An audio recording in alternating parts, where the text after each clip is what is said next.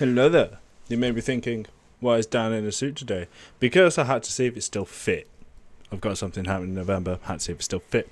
And I thought, you know what? Why not do a video? Even got a tie as well. Looking smart as fuck. Anyway, these are 5 wise masculine habits that will solve all your problems. We'll see if they do. It might be a 2-parter, depends on the time limit. We got that now. But till then, let's just go.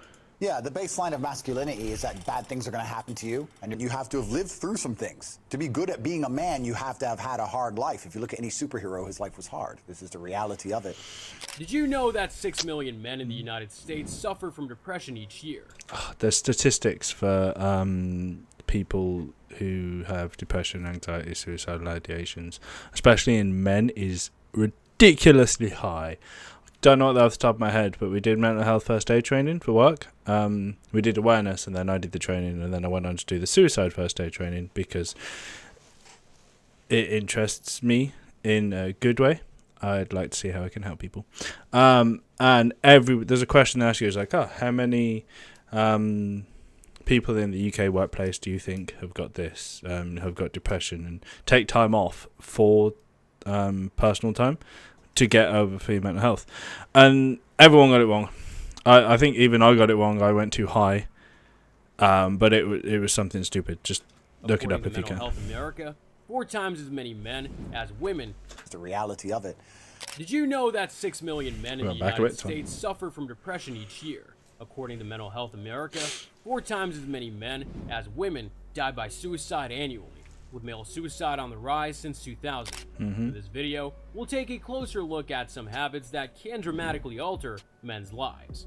This world that you live in is completely cursed. It's full of problems, and there's no doubt about it. One day, you could be the happiest man on earth. He's got a tie. Like See, tie. At the top of the world.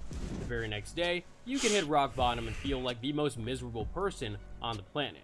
Such is life. It goes on, and nothing remains the same forever. That part of such is life. It's fine. Yeah, sometimes you just have to brush yourself off and go, well, I gotta get on with it. Let's go. Here's the worst part. Many men are actively involved in bringing these problems on themselves.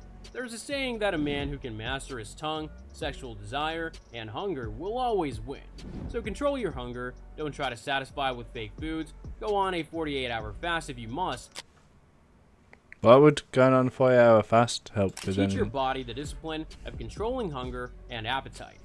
A man with real goals and missions is going to do way more and gain way better rewards than the rest. He can climb mountains, give up sleep, and even starve himself if his mission demands it. That's because purpose has the power to charge us with happiness, energy, and motivation.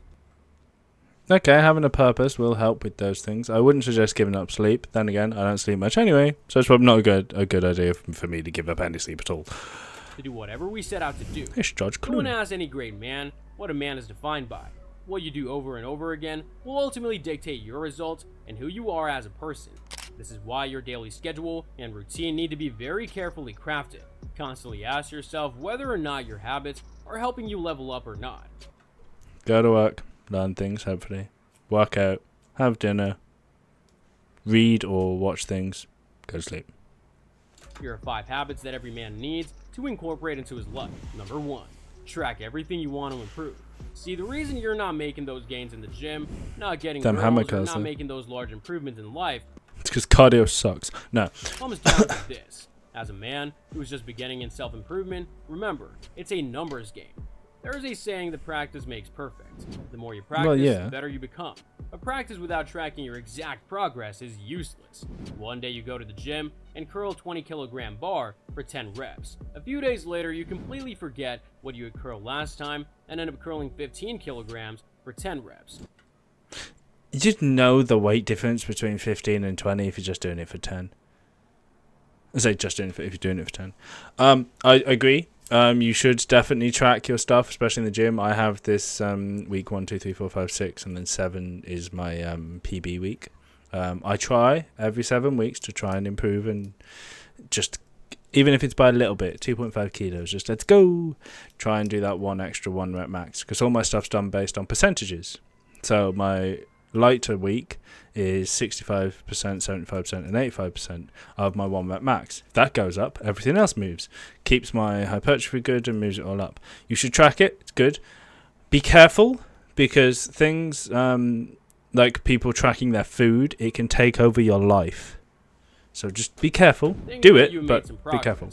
Only if you had a journal where you were tracking your output and where you had written down exactly what exercise, Google Docs or Samsung Docs, how much just weight you lifted, for how many reps. Tap it, put an X on the end of it. Tips such as correct form. Would you be able to lift the same amount or strive for higher reps? This is the you should always have your form good. Start at low weight, get your form right, slowly move yourself up. You're good. The exact definition of competing against yourself. Not Give others. us an extra minute, shall I? Well, this is how you start. Dude's this doesn't jacked. only apply to the gym. Let's say you want to acquire more customers. Once again, it's a numbers game.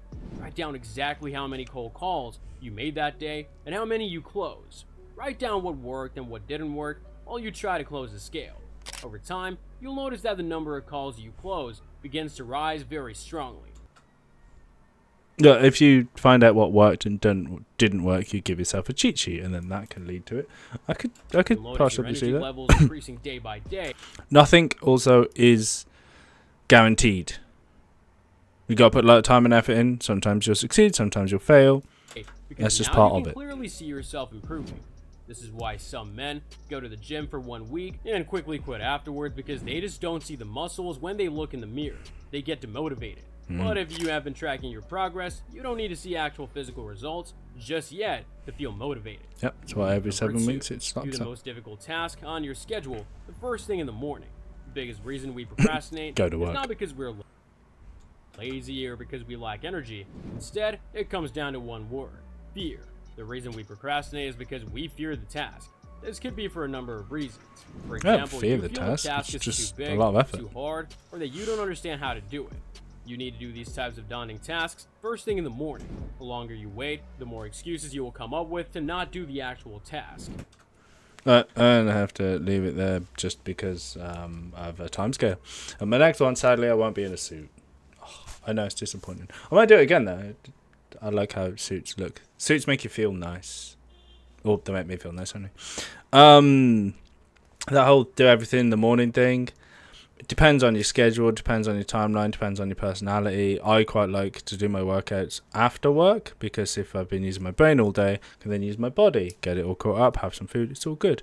I would not want to wake up at 6 a.m. and do the weights that I do. Nah, I'm good, thanks.